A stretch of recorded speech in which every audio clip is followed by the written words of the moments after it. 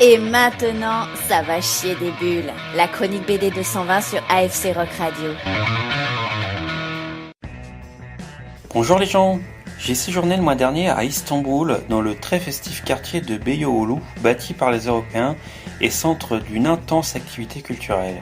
Un après-midi, en passant devant une librairie située à proximité du prestigieux lycée Galatasaray, sur l'Istiklal Caddesi, j'aperçois dans la vitrine un album de Lucky Luke. C'est celui dans lequel il rencontre Calamity Jane, la femme la plus célèbre du Far West. Intrigué, je rentre dans la librairie et tombe nez à nez avec un rayonnage entier d'albums turcs de l'homme qui tire plus vite que son ombre. J'en ai rapporté le catalogue d'une exposition intitulée Lucky Luke à Istanbul, consacrée à ce cow-boy de la BD franco-belge en 2012 dans les locaux de cette librairie. Même si ce classique de la BD nous est forcément familier, il est intéressant de voir comment il est perçu par les autres. En l'occurrence, les autres sont les Turcs, et Lucky Luke imprègne depuis fort longtemps leur culture. Très tôt, ils se sont appropriés cette bande dessinée et son univers grâce au piratage de la série à outrance et sans aucune vergogne.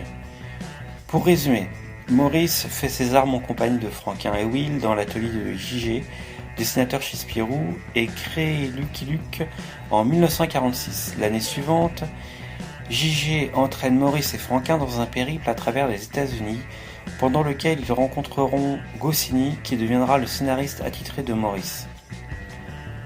Lucky Luke à Istanbul détaille cette histoire, puis raconte celle des personnages secondaires, Jolly Jumper, le cheval qui parle et joue aux échecs, Rantanplan, le chien le plus bête de l'Ouest, tout le contraire de Jolly Jumper, et les Dalton. Jolly Jumper, dont le nom est une allusion à Jolly Joker, ainsi qu'on appelle le Joker dans un jeu de cartes, et la carte chance de Lucky Luke, celui qui le sort des situations les plus compliquées. À la fin des années 50, Maurice et Goscinny ont dû relever un étrange défi. Raconter des histoires de cow-boys avec le moins de flingues possible, dessiner des duels dans le Far West sans faire de mort. Alors que Lucky Luke tuait des brigands à la pelle à ses débuts, il dut se réfréner lorsqu'une loi française interdit ce genre d'actes dans les bandes dessinées aux petits-enfants. Bien plus tard, dans les années 80, c'est sa clope qu'il devra laisser tomber de son bec pour satisfaire, cette fois-ci, la télé américaine, alors qu'au commencement, Maurice le faisait fumer comme un pompier pour ne pas en faire un personnage trop lisse. Bon, tout ça on le savait, ce que je ne savais pas, c'est que dès les années 50, les Turcs s'étaient approprié Lucky Luke, qu'ils ont renommé Red Kit. Les histoires de Lucky Luke ont été recopiées sur du papier calque pour les imprimer dans des petits fascicules de poche, vendus quelques courouches aux petits Turcs sans payer de droits d'auteur.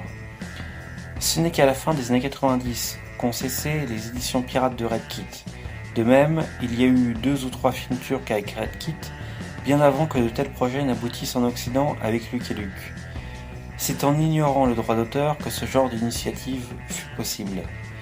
Ce qui vaut le détour dans ce bouquin, un chapitre consacré à tous les panneaux d'entrée des villes, du genre de Ici habite le croque-mort le plus prospère des États-Unis, caractéristique de l'ambiance de cette BD. Et un autre chapitre consacré à toutes les dernières cases, quand Lucky Luke chevauche Jolly Jumper vers un coucher de soleil en chantonnant. Ce catalogue d'exposition s'appelle Lucky Luke à Istanbul, fait 120 pages et est vendu 25 lire turques par Yapı Kredi Yayınları. Je l'offre à la prochaine personne qui mettra 50 € ou plus dans mon projet sur le site de financement participatif KissKissBankBank. C'est pour l'impression d'une super bande dessinée que j'ai appelée Les Gnarfs et vous trouverez plein de renseignements sur 120bd.fr/kiss. Bisous tendresse et à la semaine prochaine. Vous venez d'écouter Ça va chier des bulles, la chronique BD 220 sur AFC Rock Radio. Vous pourrez réécouter cette chronique samedi à 10h et lundi à 7h30.